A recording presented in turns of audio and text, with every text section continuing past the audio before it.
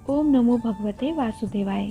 आज हम सुनेंगे श्रीमद् भागवत महापुराण के प्रथम स्कंद में अध्याय 3 और अध्याय 4। और आज की कथा में सूत जी नारद जी को श्री भगवान के अवतारों का वर्णन करते हैं। कथा शुरू करने से पहले मेरा आप सभी से अनुरोध है कि कृपया कमेंट बॉक्स में ओम नमो भगवते वासुदेवाय जरूर लिखिएगा। तो चलिए कथा प्रारंभ करते हैं। श्री सूत जी कहते हैं, सृष्टि के आदि में भगवान ने लोकों के निर्माण की इच्छा की। इच्छा होते ही उन्होंने महतत्व आदि से निष्पन्न पुरुष रूप ग्रहण किया। उसमें 10 इंद्रियां, 1 मन और 5 भूत, ये 16 कलाएं थी।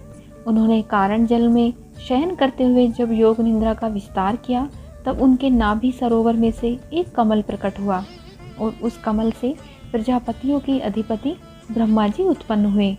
भगवान के उस विराट रूप के अंग प्रत्यंग में ही समस्त लोकों की कल्पना की गई है। वह भगवान का विशुद्ध सत्व में श्रेष्ठ रूप है। योग लोक दिव्य दृष्टि से भगवान के उस रूप का दर्शन करते हैं। भगवान का वह रूप हजारों पैर, जांघें, भुजाएं और मुखों के कारण अत्यंत विलक्षण है। उसमें सहस्रों सिर, हजारों कान, हजारों आँखें और हजारों नासिकाएं हैं। हजारों मुकुट, वस्त्र और कुंडल आदि आभूषणों से वह उल्लासित रहता है। भगवान का यही पुरुषत्व रूप, जिसे नारायण कहते हैं, अनेक अवतारों का अक्षय कोश है। इसी से सारे अवतार प्रकट होते हैं। इस रूप के छोटे से छोटे अंश से देवता, पशु पक्षी और मनुष्य आदि योनियों की सृष्टि होती है। उन्हीं प्रभु ने पहले कोमार सर्ग में सनक, सनंदन, सनातन और सनत कुमार, इन 4 ब्राह्मणों के रूप में अवतार ग्रहण करके अत्यंत कठिन अखंड ब्रह्मचर्य का पालन किया। दूसरी बार इस संसार के कल्याण के लिए समस्त यज्ञों के स्वामी उन भगवान ने ही रसातल में गई हुई पृथ्वी को निकाल लाने के विचार से सुकार रूप ग्रहण किया। ऋषियों की सृष्टि में उन्होंने देवर्षि नारद के रूप में तीसरा अवतार ग्रहण किया और सातत्व तंत्र का उपदेश किया। उसमें कर्मों के द्वारा किस प्रकार कर्म बंधन से मुक्ति मिलती है, इसका वर्णन है। धर्म पत्नी मूर्ति के गर्भ से उन्होंने नर नारायण के रूप में चौथा अवतार ग्रहण किया। इस अवतार में उन्होंने ऋषि बनकर मन और इंद्रियों का सर्वथा संयम करके बड़ी कठिन तपस्या की। 5वें अवतार में वे सिद्धों के स्वामी कपिल के रूप में प्रकट हुए और तत्वों का निर्णय करने वाले सांख्य शास्त्र का, जो समय के फेर से लुप्त हो गया था, आसुरी नामक ब्राह्मण को उपदेश किया। अनुसुईया के वर मांगने पर 6ठे अवतार में वे अन्नी की संतान दत्तात्रेय हुए। इस अवतार में उन्होंने अलर्क एवं प्रहलाद आदि को ब्रह्म ज्ञान का उपदेश किया। 7वीं बार रुचि प्रजापति की आकृति नामक पत्नी से यज्ञ के रूप में उन्होंने अवतार ग्रहण किया और अपने पुत्र याम आदि देवताओं के साथ स्वयंभू मणिमंत्र की रक्षा की। राजा नभि की पत्नी मेरु देवी के गर्भ से ऋषभ देव के रूप में भगवान ने 8वां अवतार ग्रहण किया। इस रूप में उन्होंने परमहंसों का यह मार्ग, जो सभी आश्रमियों के लिए वंदनीय है, दिखाया। ऋषियों की प्रार्थना से 9वीं बार वे राजा पृथु के रूप में अवतीर्ण हुए। शौनकादि ऋषियों, इस अवतार में उन्होंने पृथ्वी से समस्त औषधियों का दोहन किया था। इससे यह अवतार सबके लिए बड़ा ही कल्याणकारी हुआ। चाक्षुष मन्वंतर के अंत में जब सारी त्रिलोकी समुद्र में डूब रही थी, तब उन्होंने मत्स्य के रूप में 10वां अवतार ग्रहण किया और पृथ्वी रूपी नौका पर बैठाकर अगले मन्वंतर के अधिपति व्यवस्थ मनु की रक्षा की। जिस समय देवता और देवतियाँ समुद्र मंथन कर रहे थे, उस समय 11वां अवतार धारण करके कच्छ रूप से भगवान ने मंदराचल को अपनी पीठ पर धारण किया। 12वीं बार धन्वंतरी के रूप में अमृत लेकर समुद्र से प्रकट हुए और 13वीं बार मोहिनी रूप धारण करके दैत्यों को मोहित करते हुए देवताओं को अमृत पिलाया। 14वें अवतार में उन्होंने नरसिंह रूप धारण किया और अत्यंत बलवान दैत्यराज हिरण्यकशिपु की छाती अपने नखों से अनायास इस प्रकार फाड़ डाली, जैसे चटाई बनाने वाला सीकों को चीर डालता है। 15वीं बार वामन का रूप धारण करके भगवान दैत्यराज बलि के यज्ञ में गए। वे चाहते तो थे त्रिलोकी का राज्य, परंतु मांगी उन्होंने केवल 3 पग पृथ्वी। 16वें परशुराम अवतार में जब उन्होंने देखा कि राजा लोग ब्रह्मा के द्रोही हो गए हैं, तब क्रोधित होकर उन्होंने पृथ्वी को 21 बार क्षत्रियों से शून्य कर दिया। इसके बाद 17वें अवतार में सत्यवती के गर्भ से पराशर जी के द्वारा वे व्यास के रूप में अवतीर्ण हुए। उस समय लोगों के समक्ष और धारण शक्ति कम देखकर आपने वेद रूप वृक्ष की कई शाखाएं बना दी। 18वीं बार देवताओं का कार्य संपन्न करने की इच्छा से उन्होंने राजा के रूप में रामावतार ग्रहण किया और सेतु बंधन, रावण वध आदि वीरतापूर्ण बहुत सी लीलाएं की। 19वें और 20वें अवतारों में उन्होंने यदुवंश में बलराम और श्री कृष्ण के नाम से प्रकट होकर पृथ्वी का भार उठाया। उसके बाद कलयुग आ जाने पर मगध देश बिहार में देवताओं के द्वेपी दैत्यों को मोहित करने के लिए अजन के पुत्र रूप में आपका बुद्धावतार होगा।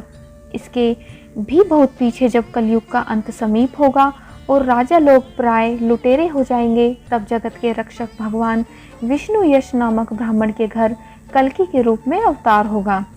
शौनकादि ऋषियों जैसे अगाध सरोवर से हजारों छोटे छोटे नाले निकलते हैं, वैसे ही सत्वनिधि भगवान श्री हरि के असंख्य अवतार हुआ करते हैं। ऋषि मनु देवता, प्रजापति, मनुपुत्र और जितने भी महान शक्तिशाली हैं, वे सब के सब भगवान के ही अंश हैं।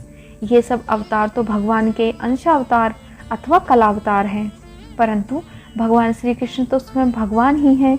जब लोग दैत्यों के अत्याचार से व्याकुल हो उठते हैं, तब युग युग में अनेक रूप धारण करके भगवान उनकी रक्षा करते हैं। भगवान के दिव्य जन्मों की यह कथा अत्यंत गोपनीय रहस्यमय है। जो मनुष्य एकाग्र चित्र से नियम पूर्वक सायंकाल और प्रातःकाल प्रेम से इसका पाठ करता है, यह सब दुखों से छूट जाता है। प्राकृतिक स्वरूप रहित चिन्मय भगवान का जो यह स्थूल जगदाकार रूप है, यह उनकी माया के महत्वादी गुणों से भगवान में ही कल्पित है। जैसे बादल वायु के आश्रय रहते हैं और धूसरपना धूल में होता है, परंतु अल्प बुद्धि मनुष्य बादलों का आकाश में और धूसरपने का वायु में आरोप करते हैं।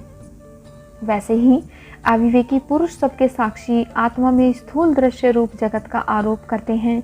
इस स्थूल रूप से परे भगवान का एक सूक्ष्म अव्यक्त रूप है, जो न तो स्थूल की तरह आकार आदि गुणों वाला है और न देखने सुनने में ही आ सकता है। वही सूक्ष्म शरीर है। आत्मा का आरोप या प्रवेश होने से यही जीव कहलाता है और इसी का बार बार जन्म होता है। उपयुक्त सूक्ष्म और स्थूल शरीर अविद्या से ही आत्मा में आरोपित होता है। जिस अवस्था में आत्मा रूप के ज्ञान से यह आरोप दूर हो जाता है, उसी समय ब्रह्मा का साक्षात्कार होता है। तत्वज्ञानी लोग जानते हैं कि जिस समय यह बुद्धि रूप परमेश्वर की माया निर्वत हो जाती है, उस समय जीव परमानंद में हो जाता है और अपनी स्वरूप महिमा में प्रतिष्ठित होता है। वास्तव में जिनके जन्म नहीं है और कर्म भी नहीं है, उन हृदयेश्वर भगवान के अप्राकृतिक जन्म और कर्मों का तत्वज्ञानी लोग इस प्रकार वर्णन करते हैं, क्योंकि उनके जन्म और कर्म वेदों के अत्यंत गोपनीय रहस्य हैं। भगवान की लीला अमोघ है। ये लीलाओं से ही इस संसार का सृजन, पालन और संहार करते हैं, किंतु इसमें आसक्त नहीं होते। प्राणियों के अंतःकरण में छिपे रहकर ज्ञानेंद्रिय और मन के नियंता के रूप में उनके विषयों को ग्रहण भी करते हैं, परंतु उनसे अलग रहते हैं। वे परम स्वतंत्र हैं। ये विषय कभी उन्हें लिप्त नहीं कर सकते। जैसे अज्ञान मनुष्य जादूगर अथवा नट के समूह और वचनों की से की हुई करामात को नहीं समझ पाता, वैसे ही अपने संकल्प और वेदवाणी के द्वारा भगवान के प्रकट किए हुए इन नाना जाप और रूपों को तथा उनकी लीलाओं को कुबुद्धि जीव बहुत ही तर्क युक्तियों के द्वारा नहीं पहचान सकता। चक्रपाणी भगवान की शक्ति और पराक्रम अनंत है। उनकी कोई था नहीं पा सकता। वे सारे जगत के निर्माता होने पर भी उससे सर्वथा परे हैं। उनके स्वरूप को अथवा उनकी लीला के रहस्य को वही जान सकता है जो नित्य निरंतर निष्कपट भाव से उनके चरण कमलों की दिव्य गंध का सेवन करता है, सेवा भाव से उनके चरणों का चिंतन करता रहता है। शौनकादि ऋषियों, आप लोग बड़े ही सौभाग्यशाली तथा धन्य हैं, जो इस जीवन में और विभिन्न बाधाओं से परे इस संसार में समस्त लोकों के स्वामी भगवान श्री कृष्ण से यह सर्वात्मक आत्मभाव वह अविरचनीय अनन्य प्रेम करते हैं, जिससे फिर इस जन्म मरण रूप संसार के भयंकर चक्र में नहीं पड़ना होता। भगवान वेद व्यास ने यह वेदों के समान भगवत चरित्र से परिपूर्ण भागवत नाम का पुराण बनाया है। उन्होंने इस श्लाघनीय, कल्याणकारी और महान पुराण को लोगों के परम कल्याण के लिए अपने आत्मज्ञान शिरोमणि पुत्र को ग्रहण कराया। इसमें सारे वेद और इतिहासों का सार संग्रह किया गया है। शुकदेव जी ने राजा परीक्षित को यह सुनाया। उस समय वे परमा ऋषियों से घिरे हुए आमरण अनशन का व्रत लेकर गंगा तट पर बैठे हुए थे। भगवान श्री कृष्ण जब धर्म, ज्ञान आदि के साथ अपने परम धाम को पधार गए, तब इस कलयुग में जो लोग अज्ञान रूपी अंधकार से अंधे हो रहे हैं, उनके लिए यह पुराण रूपी सूर्य इस समय प्रकट हुआ है। शौनकादि ऋषियों, जब महातेजस्वी श्री सुखदेव जी महाराज वहाँ इस पुराण की कथा कह रहे थे, तब मैं भी वहीं बैठा था।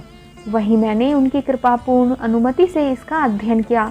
मेरा जैसा अध्ययन है और मेरी बुद्धि ने जिस प्रकार इसको ग्रहण किया है, उसी के अनुसार इसे मैं आप लोगों को सुनाऊंगा।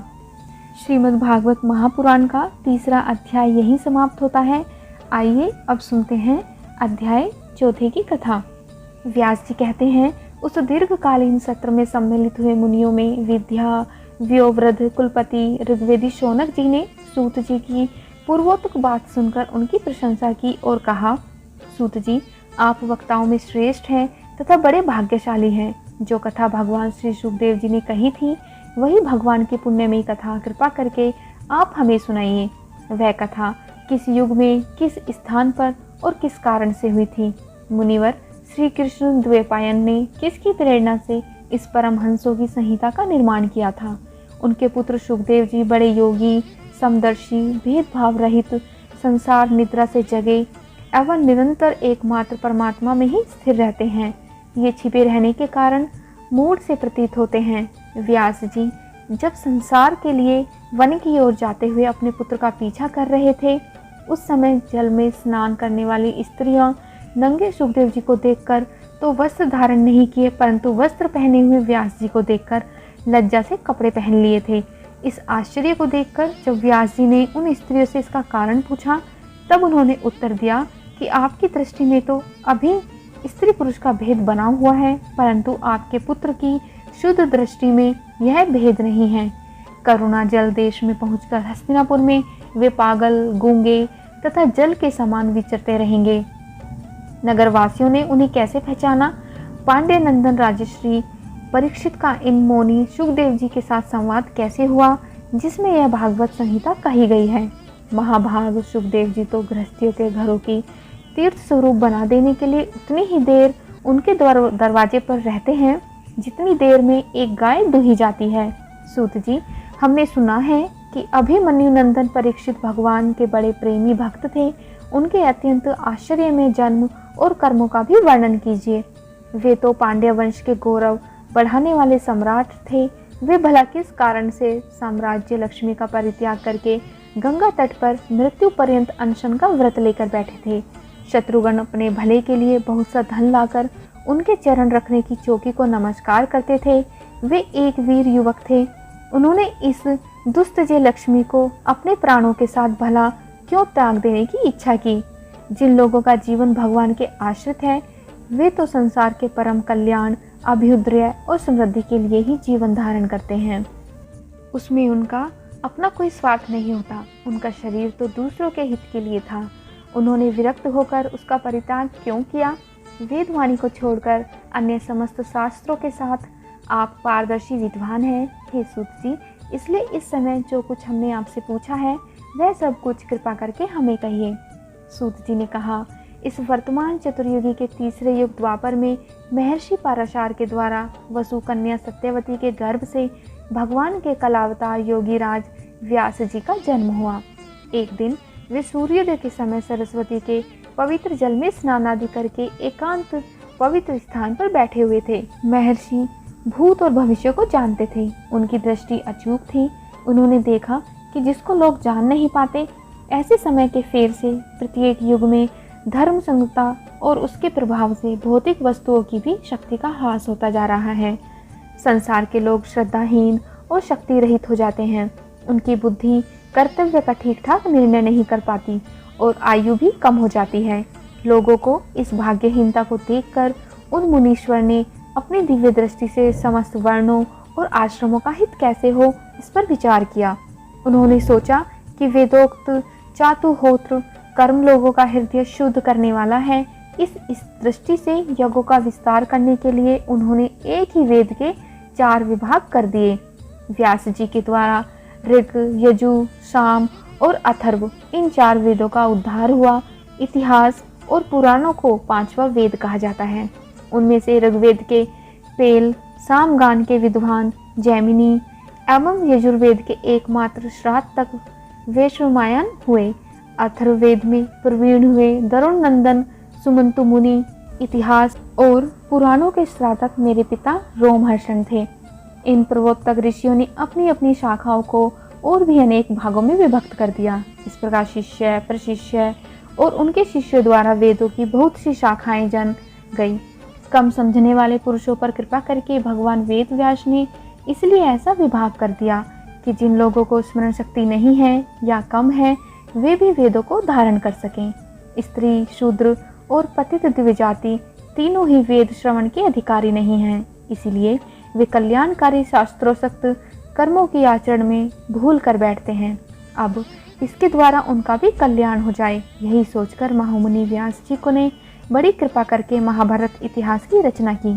शौनकादि ऋषियों, यद्यपि व्यास जी इस प्रकार अपनी पूरी शक्ति से सदा सर्वदा प्राणियों के कल्याण में ही लगे रहे, तथापि उनके हृदय में संतोष नहीं हुआ। उनका मन कुछ खिन्न सा हो गया।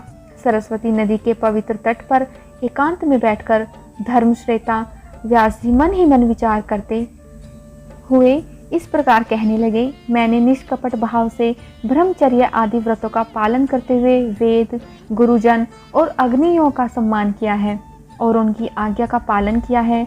महाभारत की रचना के बहाने मैंने वेद के अर्थ को खोल दिया है, जिससे स्त्री, शूद्र आदि भी अपने अपने धर्म कर्म का ज्ञान प्राप्त कर लेते हैं। यद्यपि मैं ब्रह्म तेज से संपन्न एवं समर्थ हूँ, तथापि मेरा हृदय कुछ अपूर्ण काम सा जान पड़ता है। अवश्य ही अब तक मैंने भगवान को प्राप्त करने वाले धर्मों का प्राय निरूपण नहीं किया है। वे ही धर्म परमहंस को प्रिय हैं और वे ही भगवान को भी प्रिय हैं। श्री कृष्ण द्वैपायन व्यास इस प्रकार अपने को अपूर्ण सा मानकर जब खिन्न हो रहे थे, उसी समय पूर्वोत्तर आश्रम पर देवर्षि नारद जी आ पहुँचे। उन्हें आया देखकर व्यास जी तुरंत खड़े हो गए। उन्होंने देवताओं के द्वारा सम्मानित देवर्षि नारद की विधि पूर्वक पूजा की। श्रीमद् भागवत महापुराण का अध्याय 4 यहीं पर समाप्त होता है। इसके आगे की कथा हम 5वें अध्याय में सुनेंगे। उम्मीद है आपको कथा पसंद आई होगी। अगर आपको कथा पसंद आई हो तो कथा को लाइक और चैनल को सब्सक्राइब जरूर करिएगा।